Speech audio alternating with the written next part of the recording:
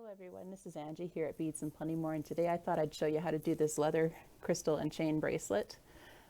These are actually going to be kitted in our store, so we've got this red and black combination with the gold. We also have a turquoise combination that is also done with the gold but has brown leather. And the third one that I'm actually going to make up here with you today is in silver, and it's got this gray blue tone, and we're going to do it with the black leather. So let's get started. So what I've got here first is I've got 1mm leather, and I've got 1.5 meters of it. And what we're going to do first is we're going to actually thread it between these two chain pieces that we're going to attach to the circle side of the clasp. So I've got 2 pieces of chain here. This is Rollo chain, and I've got 2 jump rings. So I'm just going to grab with the pliers, open my jump ring up. So one plier holds and the second plier will do the work of opening it. Hook it into our clasp here. And I'm not hooking both pieces with the same jump ring. I'm actually hooking them with 2 separate jump rings because we're going to actually use the jump rings to thread through with the leather. So we need to have a little bit of space here to thread them. So we'll just hook this second jump ring in. So when you're shopping for a toggle, you want to make sure it's a toggle that has a large enough loop there that you can hook the 2 jump rings into it.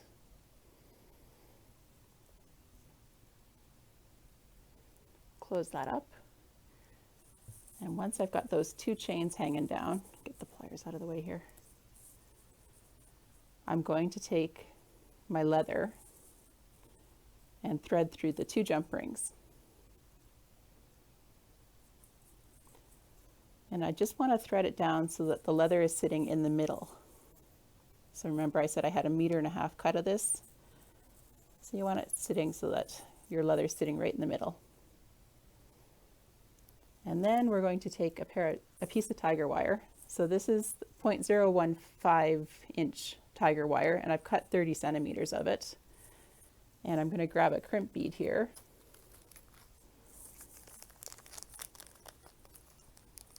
So I'm just threading 1 crimp bead onto this.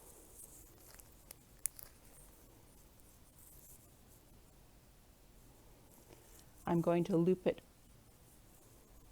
Basically, I'm going to come from the back side, so I'm going to come from through that loop of the toggle, over the leather, and back down. So it's between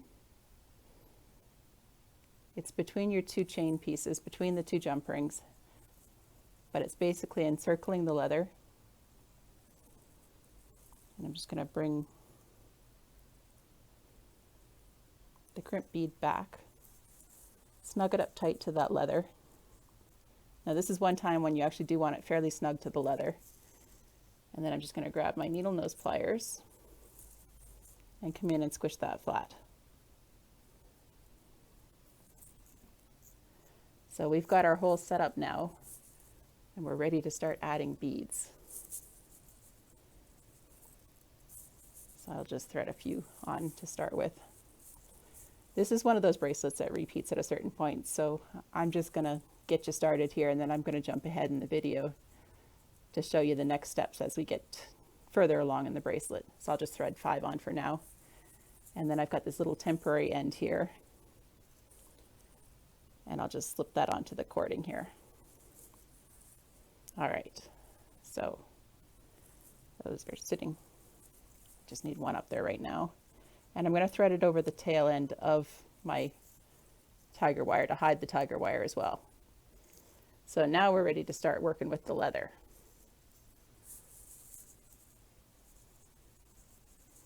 Get these guys out of the way.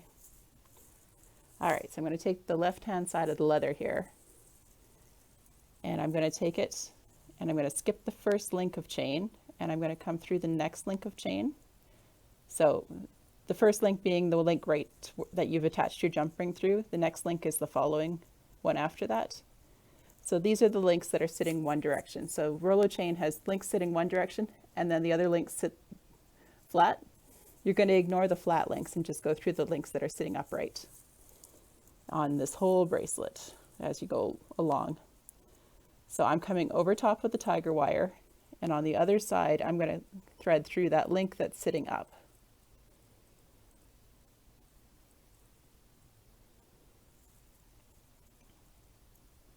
And then now this first one's a little bit tricky because you also have the crimp bead in that little grouping there, which means that it sits a little bit tighter. So just take your time, get it right. So that's the first half of it. We've got it threaded across the whole way. So now you flip it over, and this is really important because otherwise your leather gets tangled up and it doesn't sit right. So you want to flip it over each time you're threading your leather through. Now, if you're right-handed, you may want to go right to left instead of left to right, the way I've done it, if that's more comfortable for you. Just stay consistent. So if you're stitching from the right-hand side, continue stitching from the right-hand side the whole way across. So again, we're going over top of the tiger wire. So we're basically using the leather to hold that bead in place. And as I said, this first one's a little bit trickier than the rest. It gets easier, trust me. All right, so there's our first stitch complete.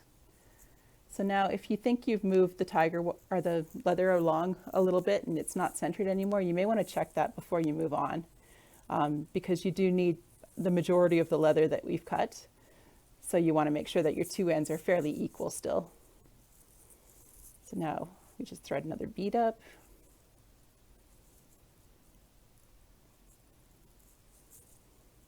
And I'm just going to hold it in place, and skipping the flat link, I'm going to come through the next link.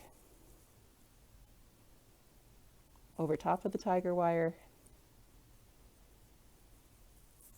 all the way across.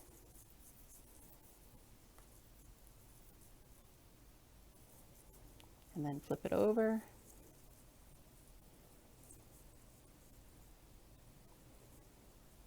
And we'll bring that leather the same way. So stitching across the top of everything. Over top and through.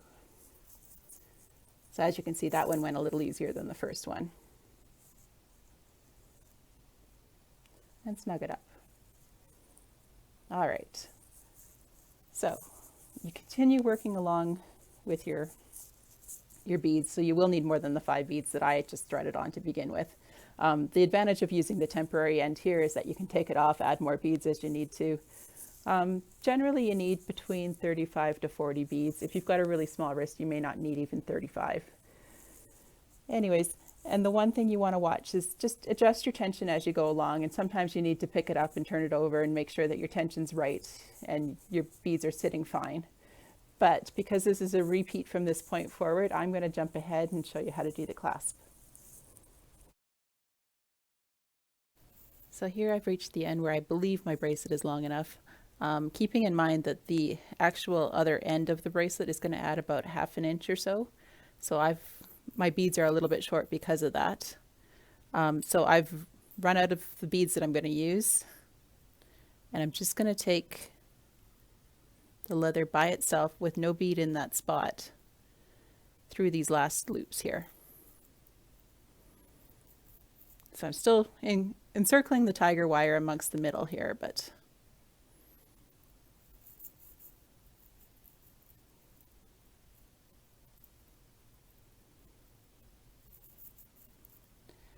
and then I'm going to pull it in nice and tight so that those two rings almost overlap each other. All right, so now I've got some extra rings on here. I'm just going to grab some wire cutters and I'll just trim those off. Being careful not to cut the tiger wire, of course.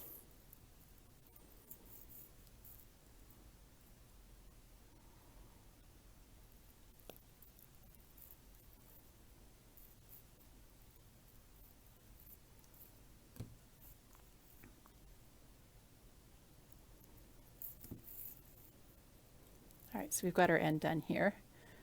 So I've got this tiger wire to finish off here.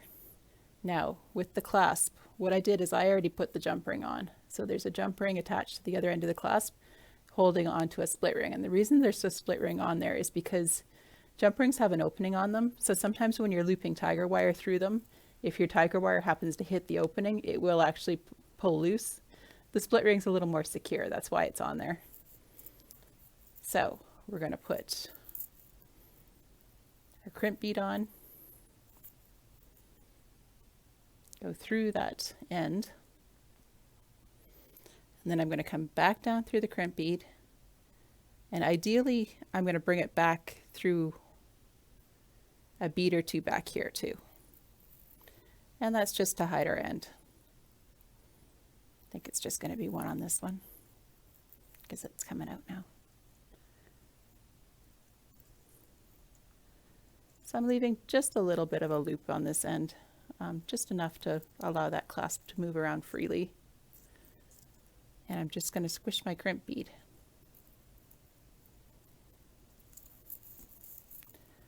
All right, so I've got these two leather ends to finish off here. And what we're going to tie is we're going to tie a barrel knot. So a barrel knot is basically a wrapped knot. So let's just get rid of that tiger wire end.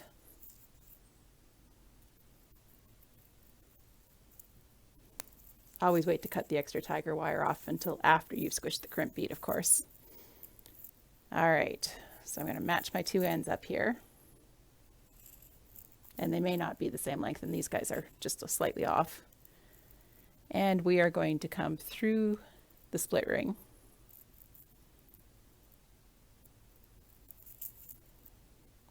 Bring them up nice and snug so that they look good together.